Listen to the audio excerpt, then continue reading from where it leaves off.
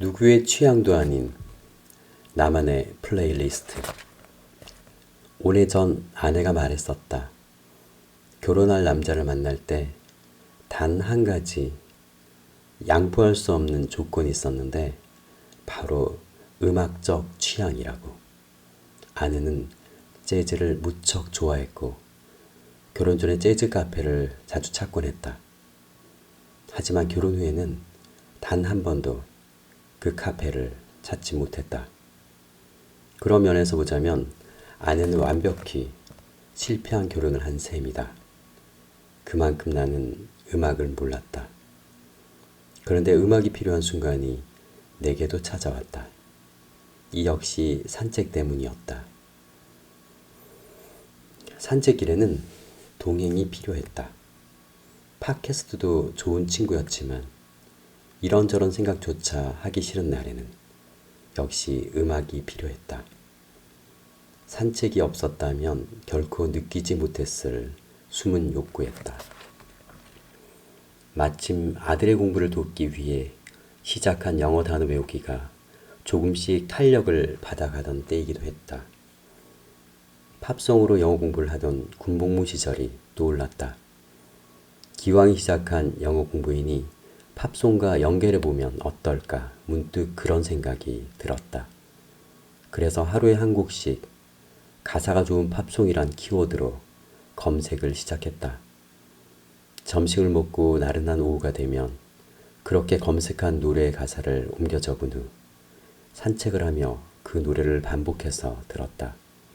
그렇게 1년이 지난 지금 100곡이 넘는 나만의 플레이리스트가 만들어졌다.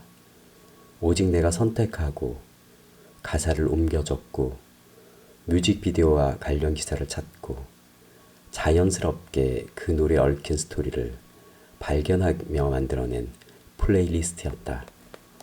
그렇게 패신저와 에이미 맥도널드를 만나고 제이슨 무라즈와 브루노 마즈를 만났다.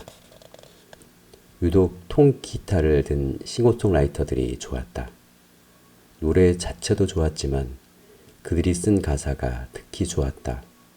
하나하나가 한편의 시를 떠올리게 했다. 오래된 한시의 의미를 깨달았을 때 받은 감동과 비슷했다. 시대와 인종을 막론하고 사람들이 겪는 기쁨과 환희, 고독과 슬픔은 일맥상통한다는 점이 있었다. 편견을 버리고 보면 공감할 수 있다는 사실을 깨달았다. 그 순간 한 곡의 노래를 완성하는 것이 음악적 기교만이 아님을 알 수 있었다. 독특한 음색으로 유명한 패신저의 로젠버그가 노래한 것은 뉴저지 해변 고깃배에서 삼촌과 함께 했던 낚시의 추억이었다. 그는 삼촌이 암에 걸린 순간을 수백만 개의 불빛 중 하나가 꺼졌다고 노래했다. 엄마에게 처음으로 거짓말하던 날도 15살에 처음으로 찾았던 나이트클럽에서도 가슴 속 작은 불빛들이 하나씩 꺼졌다고 노래했다. 그리고 이어 부른다. We are born with millions of little lights shining in the dark. And they show us the way. One lights up. Every time you feel love in your heart. One die when it move away. 우리는 어둠 속에서 빛나는 수백만 개의 불빛을 품고 태어나 그 불빛들은 우리에게 길을 비추어줘. 가슴 속으로 사랑을 느낄 때마다 하나씩 밝혀지지. 그리고 그 사랑이 없어질 때마다 하나씩 꺼져. All the little light, passenger. 가사를 알고 가수를 알고 듣는 음악은 이전과는 다른 음악이 없다. 그리고 산책길에 퇴근길에 듣는 음악은 세상의 소음으로부터 나를 자유롭게 해주었다. 늘 가던 길만 가는 사람은 또 다른 길이 존재한다는 사실을 찾기 어렵다. 멜론 톱 100만 듣는 사람은 자신만의 노래를 가지기 어렵고 그래서 자신만의 생각을 하기도 어렵다. 하지만 자신만의 취향이 만들어지면 그곳에서부터 또 다른 길들이 만들어지기 시작한다. 그 자주의 다른 노래, 그 노래와 비슷한 장르, 그 그룹에서 독립한 다른 멤버의 노래, 그 시대에 유명했던 비슷한 음악들, 이렇게 음악을 찾아가는 과정은 어쩌면 진짜 나를 발견해가는 수많은 방법 중 하나일지 모른다. 내가 그 음악에 감동하는 것은, 그 가사에 공감하는 것은, 그 가수를 흠모한다는 것은 나의 정서가, 삶을 대하는 태도가, 세상과 소통하는 방법이 그들과 비슷해서일 가능성이 높기 때문이다. 취향은 나를 보여준다. 샘 고슬링은 스눕이라는 책을 통해 침실과 사무실을 관찰하고 mp3 플레이리스트를 확인하며 소지품을 살펴보는 것만으로도 그 사람에 대해 얼마나 많은 사실을 알아낼 수 있는지를 검증해 주었다. 다큐멘터리 당신의 성격은 이런 방법이 어떻게 가능한지를 구체적인 실험을 통해 생생하게 보여준다. 중요한 것은 이것이다. 우리가 듣는 음악은, 우리가 방을 정리하는 방식은, 우리가 자주 들고 다니는 물건은 결국 우리의 취향을 보여주고 그 취향은 우리의 남다름에서 나온다는 것. 따라서 내가 선곡한 음악이 늘어난다는 것은 나 자신의 취향에 대해, 나 자신의 특별함에 대해 구체적으로 이해할 수 있는 단서가 늘어난다는 것이다. 나 자신을 안다는 것은, 즉 자기다움에 눈뜬다는 것은 어쩌면 이렇게 구체적이고도 손쉬운 방법을 통해서도 알 수 있는 것 아닐까. 나만의 플레이리스트를 만들고부터 산책은 더욱 즐거운 일이 되었다. 가족과 함께하는 산책이 가장 즐겁지만 혼자 걸어도 외롭거나 지루하지 않았다. 그 시간은 내 삶을 이끄는 원동력이 되어 주었다. 공을 들였던 프로젝트가 엎어지거나 도무지 새로운 아이디어가 떠오르지 않는 날엔 음악을 들으며 산책을 했다. 스마트폰을 충전하듯이 내 속에 숨어있는 열정과 의욕을 충전하는 가장 확실한 두 장치를 돈 한 푼 들이지 않고 가동할 수 있었다. 이러한 발견은 세상에 없는 새로운 것이 아니라 수없이 많은 명사들을 만난 팀 해리스는 타이탄의 도구들을 통해 명사들의 아주 개인적인 습관을 낱낱이 밝혀준다. 그들 역시 매일 아침 침대에서 일어나기를 버거워한다. 그런데 그들에게는 공통점이 하나 있다. 그들만의 음악이 있다는 사실. 그들이 새로운 힘을 얻기 위해 듣는 음악 혹은 앨범이 있다는 사실을 이제는 미처 알지 못했다. 산책은 음악을 불러왔다. 그 음악은 나의 취향으로 자연스럽게 연결되었다. 그 취향은 다름 아닌 진짜 나를 알아가는 중요한 단서가 됨도 깨달았다. 그 취향이 또 다른 나만의 개성을 발견하고 확장해가는 중요한 도구가 될 수 있음을 깨달은 것도 그 즈음이었다. 내게 산책은, 음악은 가장 나다운 삶으로 인도하는 일종의 지도자인 등대인 셈이었다. 그 덕분에 내 인생은 방향을 잡을 수 있었다. 그리고 이런 발견은 음악에만 그치지 않고 좀 더 다양한 취향의 형태로 나를 인도했다.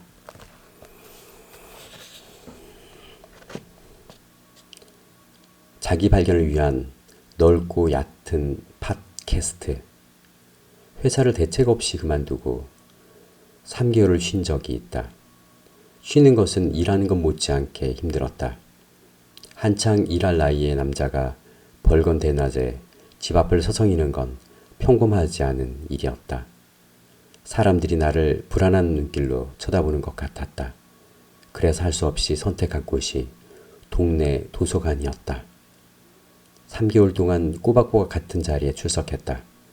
그곳에서 80년대 이후 출간된 한국 문학상 수상집을 섭렵했다. 김혜수, 김연수, 김영하 같은 당시 많이 알려진 작가들의 작품도 읽었다. 하성란, 편혜영, 한강도 만났다. 이유는 단순했다. 우리말로 된 작품은 제대로 모르면서 번역된 외국 소설에 탐닉하는 게 왠지 꺼림직해서였다. 마음껏 소설을 읽었다. 그 3개월은 무엇과도 바꾸기 싫은 소중한 시간이었다. 그래서 김영하의 팟캐스트를 만났을 때 그렇게 기뻤는지도 모른다. 그 많은 작가들 중에서도 소재와 스타일 면에서 단연 돋보였던 작가가 자신의 취향을 고스란히 반영한 소설과 논픽션 때로는 시집을 통째로 읽어준다는 사실에 나는 열광했다. 이어폰을 꽂고 화면을 터치하는 것 하나만으로 출근길에 빽빽한 지하철 객차 안이 소설의 무대가 되었다. 수면제로 유명한 김영하였지만 나를 잠재우지 못했다. 육성으로 듣는 소설은 읽는 것과는 또 다른 감동을 가져다 주었다. 그렇게 미시마 유키오의 금각사를, 신보선의 슬픔이 없는 15초를, 김소연의 마음사전을, 주제 사마라구의 눈먼 자들의 도시를, 정희연의 오늘의 거짓말을, 존 크라카우어의 희박한 공기 속으로를 읽었다. 아니 들었다. 그렇게 팟캐스트를 향한 탐닉이 시작됐다.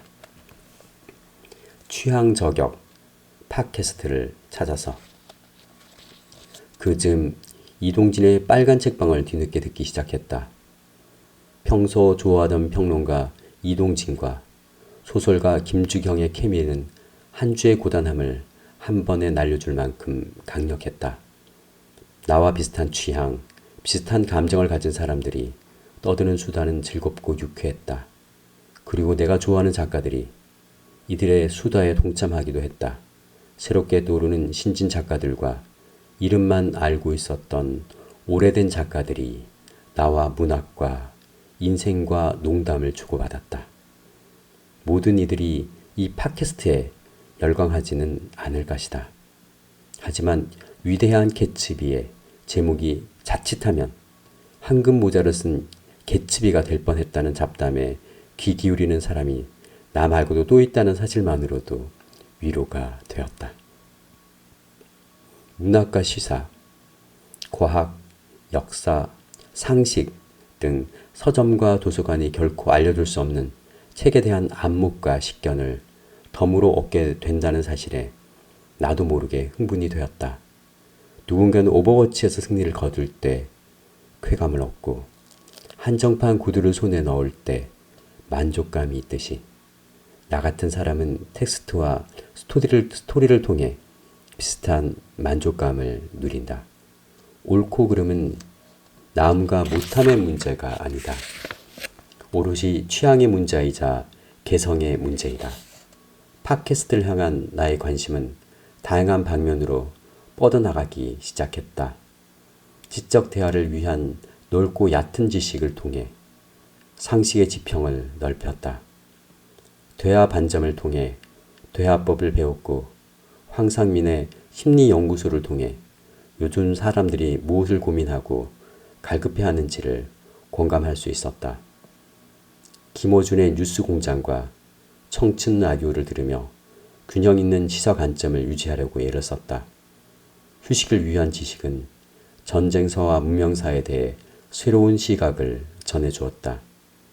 나는 일임 기억가다를 통해서는 혼자 일하는 자의 생존법을, 비캐스트를 통해서는 브랜드라는 익숙하면서도 어려운 이슈에 대한 감을 유지할 수 있었다. 팟캐스트를 섭렵하면서 뒤늦게 한 가지 사실을 깨달았다. 나를 끌어당기는 힘의 원천, 나를 움직이는 힘의 비밀이 지적 호기심이라는 것이다. 꾸준한 취미의 힘.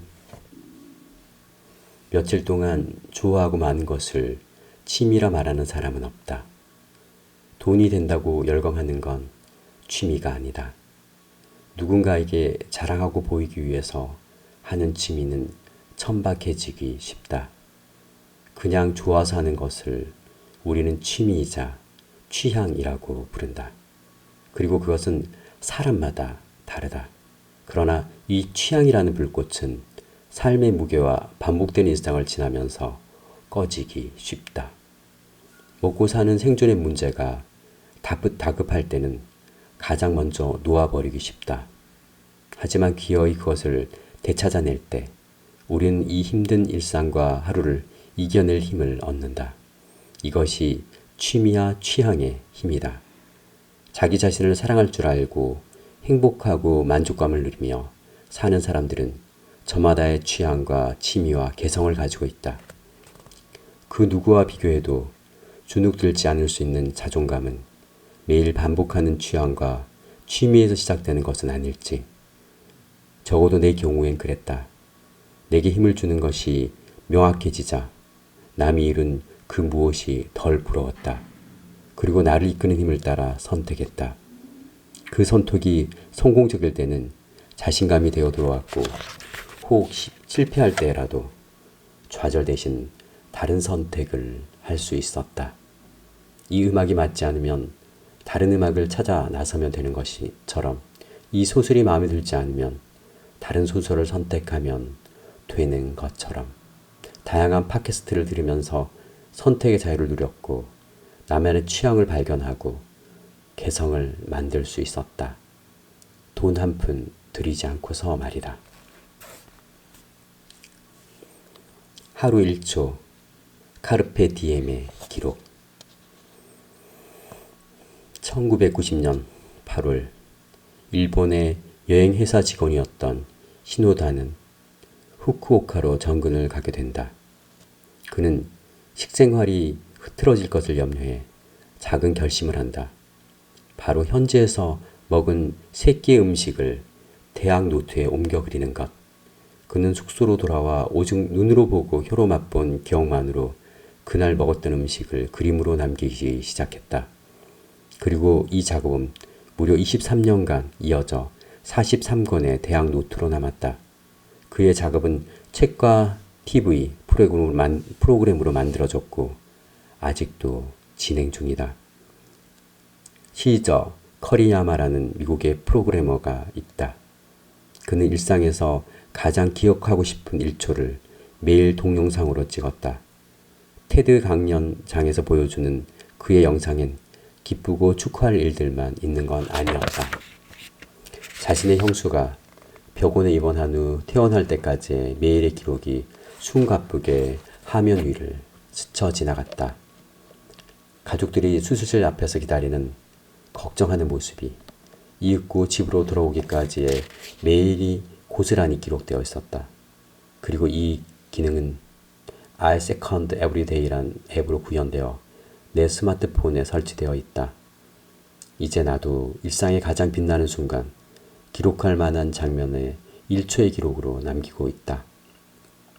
대체 무엇이 그들로 하여금 이렇게 지극히 사적인 기록들을 그림 혹은 영상으로 남기게 한 것일까? 하루 한 장, 자신이 먹은 음식을 그리는 것과 하루에 1초, 자신의 소중한 순간을 영상으로 기록하는 것은 과연 어떤 의미가 있을까? 그리고 왜 사람들은 그들의 개인사에 그토록 관심을 보이고 열광하고 심지어 따라하려는 것일까? 삶이 가치 있는 이유는 단 한 가지다. 유한하기 때문이다. 우리도 언젠가는 숱한 기쁨과 슬픔, 아쉬움을 뒤로하고 이 세상을 떠날 것이다. 그 한 가지 이유만으로도 우리의 하루는 더없이 소중한 것이 된다. 다른 누군가의 삶이 아니라 오롯이 자신만의 매일을 의미 있게 살아야 하는 이유가 여기에 있다. 하지만 우리의 기억은 유한하다. 1년 전의 기억은 고사하고 한 주 전의 일도 제대로 기억하기 힘든 것이 현실이다. 한 주 혹은 한 달이 바람처럼 지나간다. 그런데 그 순간들은 그렇게 잊힐 만한 것이었을까? 굳이 기억하지 않아도 될 일상일 뿐이었을까? 물론 그럴 수도 있다. 매일 재미와 의미로 충만한 하루를 살기는 어렵다. 하지만 하루 중에 기억하고 기록할 만한 1초의 순간이 있지 않았을까?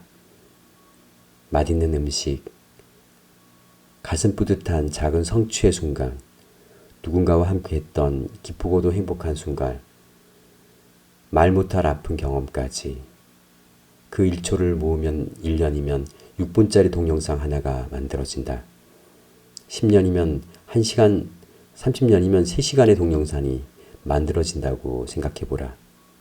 그것을 생의 마지막 순간에 다시 볼 수 있다면, 나를 사랑한 사람에게 남길 수만 있다면 아마도 그들은 당신이 가장 소중했던, 그리고 소중하게 생각했던 그 무엇과 당신이 이 세상에서 어떤 삶을 살기 위해 노력했는지 알 수 있을 것이다. 고레에다 히로카즈 감독의 원더풀 라이프도 그런 관점에서 만들어진 영화다. 꼭 한번 볼만하다. 블레이드 러너라는 영화가 있다. 최근에 리메이크된 작품도 흥미롭지만 원작이 주는 감동이 내게는 훨씬 더 크게 다가왔다. 이 영화는 인간과 기계를 구분짓는 것이 무엇인지에 대해 질문한다. 그리고 영화는 극중 인물의 입을 빌려 말한다. 인간과 기계를 구분하는 유일한 구분점은 기억과 초기에 있다고. 사이보그는 만들어진 기록을 저장만 할 뿐이다. 하지만 인간은 자신의 경험한 모든 것을 기억과 추억으로 보존하고 회상할 수 있다. 그것이 비록 자의적이고 부정확하고 불완전한 것이라 해도 한 인간의 인간다움은 그렇게 기억으로 완성되는 법이다. 우리가 사랑하는 모든 것은 기억으로 축적되어 서로 연결되는 과정을 통해 충만해진다. 우리는 그 기억을 사랑하는 사람들과 공유하고 전달하는 과정을 통해 유한함이라는 한계를 넘어 의미 있는 삶을 살아갈 수 있다. 나다움을 찾기 위해 기록하다. 기록은 본능이다. 그리고 그것을 표출하는 방법은 그림일 수도 있고 영상일 수도 있다. 그저 자신의 기억만으로 남겨질 수도 있다. 그렇다면 가장 행복한 사람은 그런 소중한 기억들을 충분히 만들어내고 공유할 수 있는 사람이 아닐까? 그런 사람들은 매일이 소중할 것이다. 그렇다면 내가 내릴 수 있는 결론은 이것뿐이다. 오늘이라는 하루의 가치를 알고 후회 없이 살자. 그 하루 안에서 기억하고 기록할 만한 순간을 만들기 위해 최선을 다하자. 그리고 다시 선물처럼 올 소중한 내일을 맞이하자. 스몰 스텝 플래너 기록법. 스몰 스텝 플래너 기록법 역시 세 줄 일기처럼 간단하다. 왼쪽에는 자신이 매일 실천하는 스몰 스텝 항목을 기록하고 오른쪽에는 1, 2주 정도의 날짜를 기록한다. 그리고 매일 실천한 스몰 스텝에 표시를 하는 것이 전부다.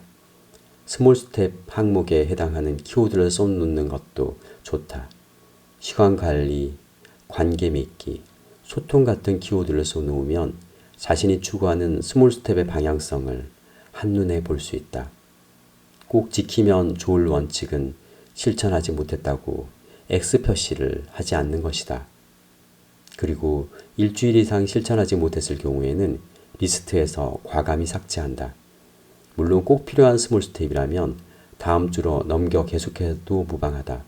그러나 스몰 스텝은 목표 달성에 방점이 있지 않고 작은 성취를 통해 자존감을 높이는 데 목적이 있다. 그러니 가능하면 10분 내로 실행할 수 있는 진짜 스몰한 목록들만 남기는 것이 중요하다. 그래야 매일 어렵지 않게 실천할 수 있다. 1. 처음에는 노트에 직접 그려서 쓰다가 지금은 스몰 스텝 플래너 양식을 만들어 쓰고 있다.